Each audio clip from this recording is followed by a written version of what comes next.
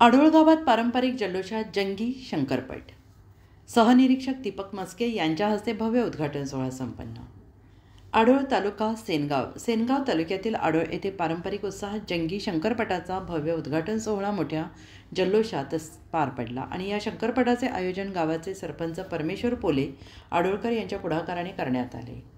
उद्घाटन सोहळ्याचे उद्घाटन सेनगाव पोलीस स्टेशनचे सहपोलीस निरीक्षक श्री दीपक मस्के यांच्या हस्ते करण्यात आले आणि यावेळी ग्रामस्थ आणि पंचक्रोशीतील नागरिकांनी मोठ्या संख्येनं उपस्थित राहून शंकरपटाचा आनंद लुटला.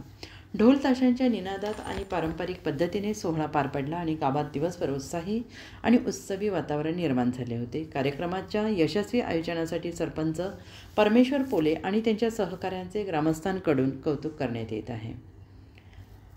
अजिंक्य महाराष्ट्र न्यूज सोबत सिकंदर पठाण, सेनगाव, हिंगोली.